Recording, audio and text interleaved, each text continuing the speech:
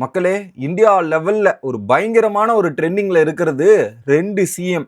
ஒன்னு தமிழ்நாட்டை சேர்ந்த விஜய் அவர்கள். 2வது சிஎம் யாருன்னு பாத்தீங்கன்னா போக்கி சிஎம் அப்படின்ற மாதிரி அழைக்கிறாங்க. இன்ஸ்டாகிராம் பக்கம் போனாவே இந்த 2 பேரை பத்தி தான் ரீல்ஸ் ஏகப்பட்டது வந்துட்டு இருக்கு. யாருன்னு பாத்தீங்கன்னா கேரளாவில் இப்ப சிஎம்மா பதவி ஏற்றிருக்க சதீசன் அப்படின்ற சிஎம் தான். அவர் என்ன பண்ணிட்டாரு இவ்வளவு ட்ரெண்டிங்ல இருக்காரு அப்படின்னு பாத்தீங்கன்னா மேனிஃபெஸ்டோ கொடுப்பாங்க. ஸோ தேர்தலுக்கு முன்னாடி நாங்கள் இதை பண்ணுறோம் அதை பண்ணுறோன்னு கொடுப்பாங்கல்ல, அதில் அவர் சொன்ன ஒன்று தான். அந்த ஒரு ஒன்று வேற மாதிரி ஒரு ரெஸ்பான்ஸை கிரியேட் பண்ணியிருக்குது. அது ரீசெண்டாக ஒரு பேட்டியை எடுத்திருந்தாங்க. அந்த பேட்டியில் ஒரு ஆங்கர் போய் ஒரு கேள்வி கேட்குறார்.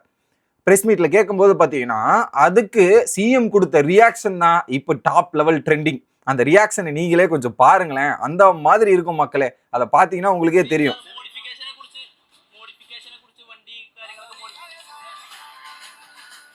அந்த ரியாக்ஷன் அவ்வளோ இருக்கு. அப்படி அந்த ரியாக்ஷனுக்கு அப்புறம் ஏன் இவ்வளோ பேர் ட்ரெண்ட் பண்ணுறாங்க, ஏன் இவ்வளோ பேர் இப்படி ரெஸ்பான்ஸ் கொடுக்குறாங்கன்னு போய் பார்த்தா என்ன தெரியுமா?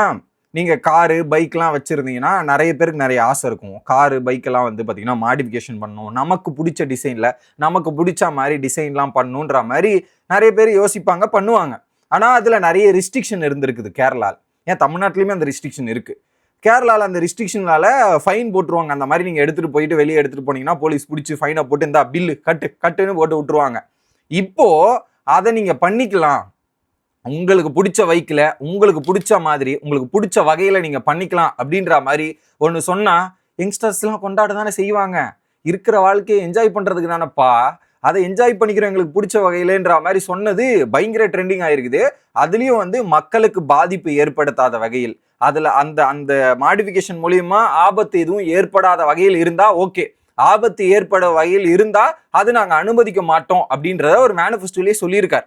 இதைத்தான் வந்து இங்கே ப்ரெஸ் மீட்ல கேட்டோன்னே அவர் சிரிச்சுக்கிட்டே, நாங்கள் சொல்லியிருக்கிறோம் மேனிஃபெஸ்டோல சொல்லியிருக்கிறத பண்ணி தரத்துக்கு தானே நாங்கள் வந்திருக்கோம், கண்டிப்பா பண்ணி தரேன், பண்ணி தராம எங்கேயும் போக மாட்டேன், அதுக்கு தான் நான் இருக்கேன்ற மாதிரி ஒரு ரியாக்ஷன் கொடுத்தாரு.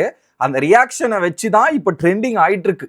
அதுலயும் ஒரு பக்கம் ஹேண்ட்சம் சிஎம் விஜய் அவர்கள் அப்படின்றாங்க, இன்னொரு பக்கம் போக்கி சிஎம் சதீசன்றாங்க. அவரும் அதுக்கேற்ற மாதிரி ஏகப்பட்ட ரியாக்ஷன் கொடுக்குறாரு. எல்லா பப்ளிக் கூடயும் போய் இன்ட்ராக்ட் பண்றாரு. சின்ன குழந்தையில இருந்து பெரியவங்க வரையும் ஈஸியா இன்ட்ராக்ட் பண்ற வகையில இருக்கிறாரு. ஒரு டிரான்ஸ்பரன்சி அங்கேயும் மெயின்டைன் ஆகுது, இங்கேயும் மெயின்டைன் ஆகுதுன்ற போது வேற மாதிரி இருக்கு.